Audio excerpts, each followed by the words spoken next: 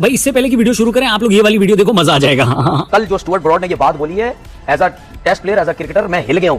ये बहुत बड़ी बात है आप किसी कंट्री के लिए, उस कंट्री के लिए जहां पे बड़े बड़े लेजेंड्स पैदा हुए हैं। भाई आप उस मुल्क की टीम के बारे में कह रहे हैं कि पुअर टीम है। इस नमूने का नाम है तनवीर अहमद। पाकिस्तान में इसको क्रिकेट एक्सपर्ट बोला जाता है। यहाँ पर ये कह रहा है कि स्टुअर्ट ब्रॉड ने पाकिस्तान को पुअर टीम बोलकर हमारी बेइज्जती करी है। अब इससे पहले कि हम ये वाला स्टेटमेंट एनालाइज करें, आप एक बार पहले ये जान लो कि स्टुअर्ट ब्रॉड ने आखिर बोला क्या था। तो बात ऐसी कि फिलहाल पाकिस्तान की टीम बेइज्जत होने टेस्ट मैच खेलने इंग्लैंड गई हुई है। यह टेस्ट सीरीज शुरू होने से पहले इंग्लैंड के पूर्व क्रिकेटर स्टुअर्ट ब्रॉड ने एक स्टेटमेंट दी थी। उन्होंने क्लियरली ये बात कही थी कि पाकिस्तान एक पुअर टीम है और इंग्लैंड को यह सीरीज 3-0 से जीतनी चाहिए। यह बात स्टुअर्ट ब्रॉड ने एक पॉडकास्ट में बोली थी और यह कहा था कि पाकिस्तान को कहीं से भी अच्छी क्रिकेट टीम तो नहीं बोला जा सकता और इस वजह से इंग्लैंड को यह सीरीज क्लीन स्वीप करनी चाहिए। हालांकि उन्होंने ये बात भी कही थी कि क्लीन स्वीप करना आसान नहीं होता, लेकिन अगर क्लीन स्वीप हटा भी दो तो भी इंग्लैंड को यह सीरीज जीतनी तो चाहिए, क्योंकि अगर इंग्लैंड ये सीरीज नहीं जीता तो इसको मैं इंग्लैंड की फेलियर मानूंगा, ऐसा उन्होंने बोला। गजब बेइज्जती है। बेइज्जती तो सच में गजब की ही थी भाई साहब। इंग्लैंड वाले खुद तो मिर्ची खाते नहीं, लेकिन उन्होंने ये बात कहकर पूरे पाकिस्तान में मिर्ची लगवा दी।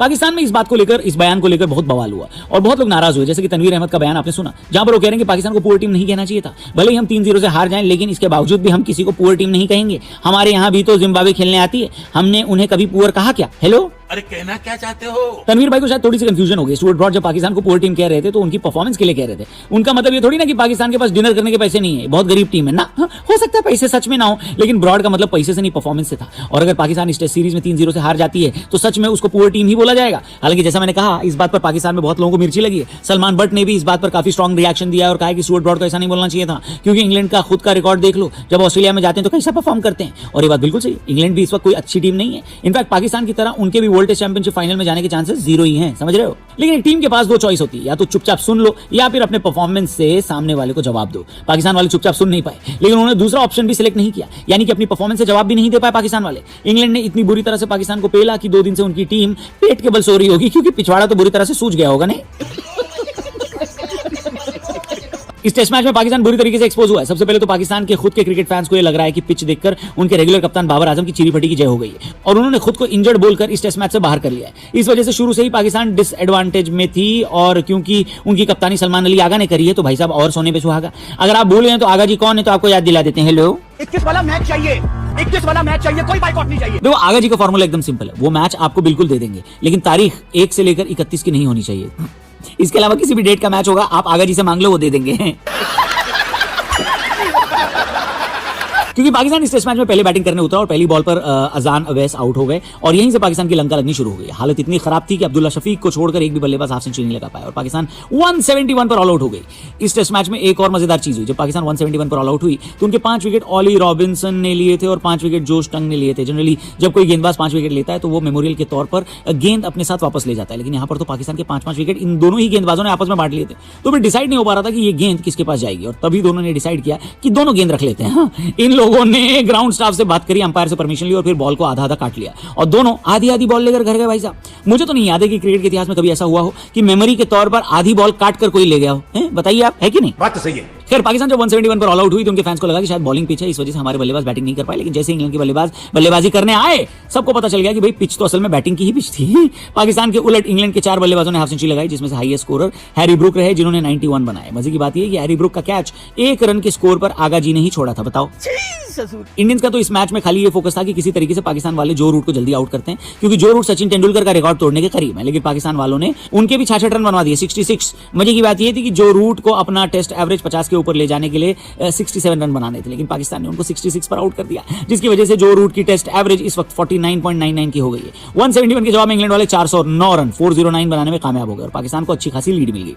टेस्ट मैच में 3 दिन बाकी थे और अभी भी कुछ भोले पाकिस्तानी फैंस ये समझ रहे थे कि हमारी टीम कमबैक करेगी, लेकिन पाकिस्तान वाले तो एक बार फिर जब खेलने उतरे तो पता चला कि उनके होटल के कमरे में शौचालय नहीं है, क्योंकि सारे के सारे प्लेयर्स मैदान में जाकर हग आए, समझे। एक बार फिर पाकिस्तान का पहला विकेट पवेलियन में जा चुका था और एक बार फिर उनका एक भी रन नहीं बना था। जी हाँ, और फिर इसके बाद तो इंग्लैंड वालों ने चुन चुन के मारा है, चुन चुन के। कुछ पाकिस्तानी फैंस ये सोच रहे होंगे कि वीकेंड पर फुर्सत से पाकिस्तान का टेस्ट मैच देखेंगे, क्योंकि आखिरी के 2 दिन वीकेंड पर ही आने वाले हैं। लेकिन पाकिस्तान टीम ने कहा, बेटा वीकेंड तुम अपनी फैमिली के साथ एंजॉय करना, और 135 पर 135 पर ऑल आउट हो गई पाकिस्तान की टीम। इस टेस्ट मैच में उनको 1 इनिंग और 103 रन की हार का सामना करना पड़ा। गजब बेइज्जती है। वैसे तो पाकिस्तान को हारने की आदत हो जानी चाहिए, लेकिन फिर भी पता नहीं क्यों वहां पर अभी भी हारने के बाद लोग भिंडी रोना रोने लगते हैं। अभी 3 दिन पहले तक ये लोग स्टुअर्ट ब्रॉड को ये कह रहे थे कि तुमने हमारी टीम को पुअर टीम कैसे बोला। अब जब वाकई इनकी टीम पुअर खेल रही है तो यही लोग वही बात कर रहे हैं जो स्टुअर्ट ब्रॉड बोल रहा था, समझ रहे हो आप। लेकिन आपको एक और मजेदार बात बताता हूं, पाकिस्तान मैच हार गई कायदे से, वहां पर जो आउटरीच होना चाहिए वो अपने गेंदबाजों को लेकर उनके होना चाहिए, अपने बल्लेबाजों को लेकर होना चाहिए, जो कि उनकी घटिया फील्डिंग भी थी उसको लेकर होना चाहिए। लेकिन पाकिस्तान में अभी अलग ही नैरेटिव सेट हो रखा है। ये सुनो, ये लोग क्या बोल रहे हैं भाई साहब, सुनो सुनो सुनो सुनो। हमारे ये कैसे यंगस्टर है, इनको इतनी ठंड लग रही है, इतने स्वेटर ऐसे पहने हुए हैं जैसे पता नहीं स्नोफॉल हो रही है वहां पे। आप एक चीज देखें कि स्वेटर डिफरेंट टाइप के लड़कों ने पहने हुए हैं। सलमान अली आगा का स्वेटर देख ले, अब्दुल्ला शफीक का देख ले, बाकियों का देख ले। ये मैनेजमेंट कर क्या रही है? इंटरनेशनल क्रिकेट है, इंटरनेशनल क्रिकेट का स्टैंडर्ड ऐसे बना रहे हैं। जी हाँ, वहां पर इस बात पर डिबेट हो रही है कि पाकिस्तान के खिलाड़ी मैदान पर स्वेटर कैसे पहन के आ रहे हैं। हालांकि ये बात सच है, अगर आप सलमान अली आगा का स्वेटर देखोगे तो आपको लगेगा कि अपने बड़े भाई का स्वेटर पहन के आ गया आदमी, क्योंकि उनसे 3 साइज बड़ा है। लेकिन मुझे लगता है कि अगर आपको क्रिटिसाइज करना है तो आप बेहतर चीजों पर क्रिटिसाइज कर सकते हो। कौन बड़ी छोटी ढीली या फिर टाइट स्वेटर पहन रहा है, इससे क्या लेना देना। जैसे मैं आइडिया देता हूं पाकिस्तान वालों को कि भाई आपको अपनी टीम को किस बात पर क्रिटिसाइज करना चाहिए, ठीक है। मैच हारने के बाद जब पाकिस्तान के कप्तान सलमान आगा प्रेस कॉन्फ्रेंस में आए तो उन्होंने कहा कि देखिए इंग्लैंड का टूर तो हमेशा ही डिफिकल्ट होता है। ऐसा तो है नहीं ना कि हम यहाँ पर महीने भर पहले से आए हुए थे, हम सिर्फ 1 हफ्ता पहले आए, जिसकी वजह से हम कंडीशन को ठीक से समझ नहीं पाए और इस वजह से हार गए। ये बात है च से भूतिया। हाँ अगर आपको कंडीशन के लिए 1 महीना पहले किसी जगह पर जाना पड़ रहा है तो फिर आप साल भर में 2-3 ही टूर कर पाओगे भाई, मॉडर्न डे क्रिकेट नहीं खेल पाओगे। सलमान अली आगा ने जो 1 रन पर हैरी ब्रुक का कैच छोड़ा, क्या उसको पकड़ने के लिए भी आपको 1 महीने पहले इंग्लैंड पहुंचना था क्या? बताइए। हेलो हेलो, बोलो बोलो, टेल टेल। 1 महीने पहले अगर आप इंग्लैंड पहुंच भी जाते तो भी आप इंग्लैंड के किसी पाकिस्तानी रेस्टोरेंट में बिरयानी निहारी और कढ़ाई गोश्त खा रहे होते।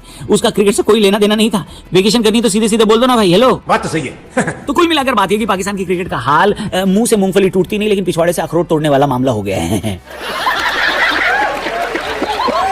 चुपचाप स्टुअर्ट ब्रॉड की बात सुनकर निकल गए होते तो इतना ट्रोलिंग न हो रही होती इन लोगों की। लेकिन अब तो पूरी दुनिया ये कह रही है कि पाकिस्तान को कुछ सीखना है तो बांग्लादेश से सीखे।